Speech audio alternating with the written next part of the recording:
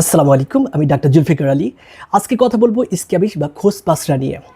আপনার কি রাতে প্রচণ্ড চুলকানি হয়, বিশেষ করে হাতের আঙ্গুলের ফাঁকে, কবজিতে, বগলে, যৌনাঙ্গের আশেপাশে?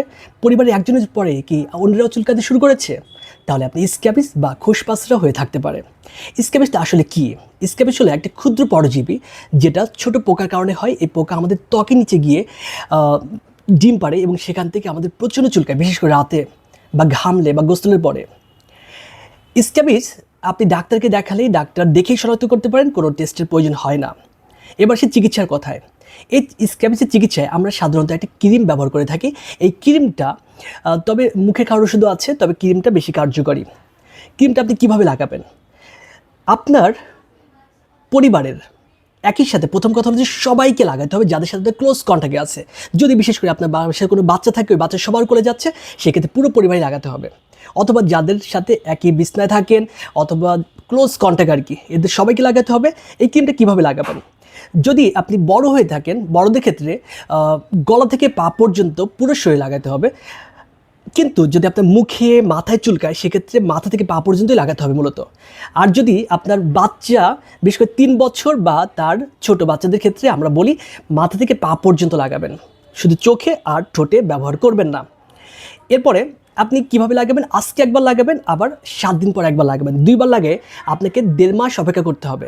2 বার লাগানোর পরে আপনার শরীরের সমস্ত পোকা বা ডিম মরে যাবে, কিন্তু চুলকাতে থাকবে আরও 1.5 মাস চুলকানি থাকতে পারে। এই সময়টা শুধুমাত্র আপনি চুলকানির ওষুধ খেয়ে থাকবেন, কিন্তু বারবার ওষুধটা লাগাবেন না এবং অন্য ডাক্তারের কাছে যাওয়ার কোনো প্রয়োজন নাই।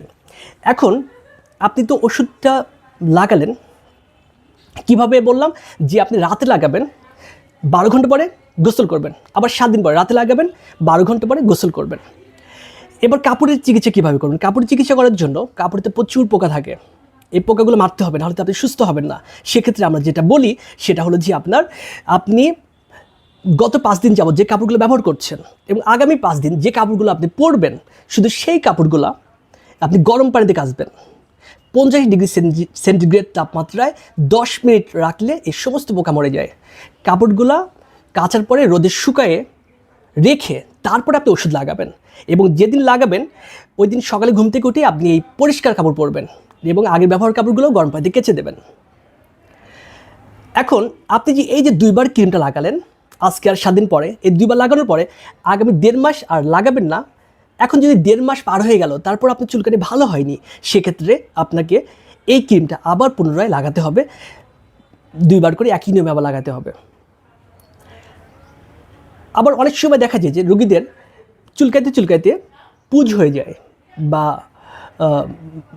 ইনফেকশন হতে পারে, সেক্ষেত্রে আপনাকে ডাক্তারের পরামর্শ নিয়ে অ্যান্টিবায়োটিক খাওয়া লাগতে পারে। এই হলো স্ক্যাবিস নিয়ে কথা।